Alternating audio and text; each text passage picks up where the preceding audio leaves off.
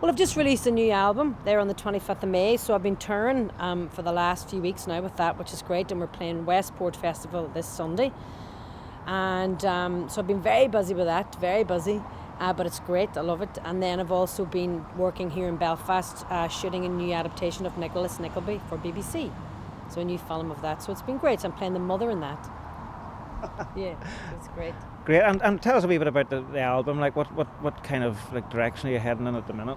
Well, I can't, say that it's not a soul album, because soul is my great love, soul music, and so it's soul, and it's an album that I've produced myself and co-produced with my guitar player Conor Brady, and I've got all of my life's experiences in it so far, and very close girl friends' life's experience. So it's a love album. It's an album about loss. It's an album about heartache. It's an album about recovery.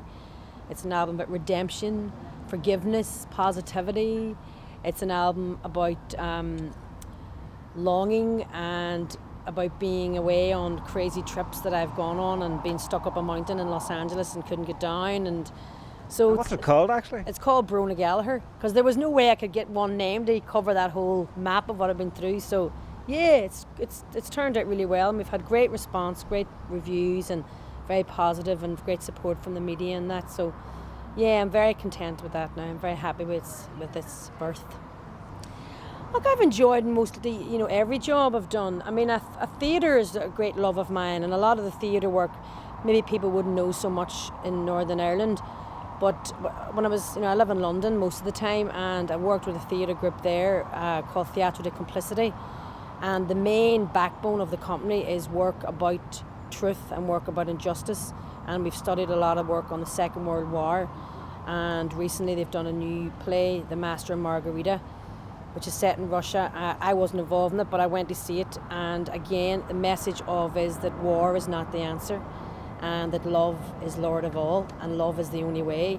And that might sound like a sort of crazy hippie thing to say, but I think underneath the belly of all the celebration of the city of culture that we are part of, that I feel I am part of, is that we can finally put it behind us. We can finally put the bad days behind us and embrace the future, because there is no way of going back simply because it doesn't achieve anything.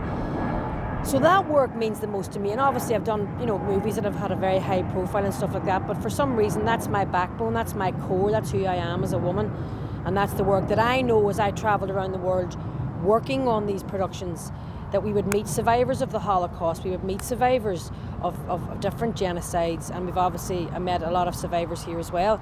And that to me knows that art represents, and imitates life, and that to me as an artist is the only thing that I care about, really, And when you go back to Derry and you see the Peace Bridge and you see all the improvements and the way the city's looking now, obviously must make your heart glow.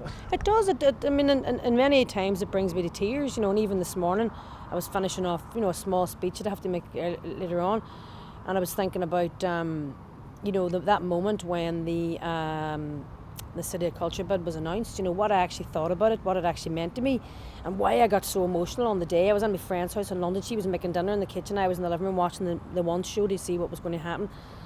And, I was absolutely inconsolable. The fact that, could this be the future now? Could we put the past behind? And not that that's in any way a flag to disrespect of the past, because every community in the north of Ireland has suffered in some way. And that's what we have to remember, that there's no community that is void of the trauma and the tragedy, and I very much bring that into any work that I do, any social activities like this that I'm involved in, because I don't think you can leave it without being mentioned, but you certainly don't bring it into future hopeful, future potential collaborations with so-called cross communities. There's only one community now, and that's the community of the future, and that's the way I feel.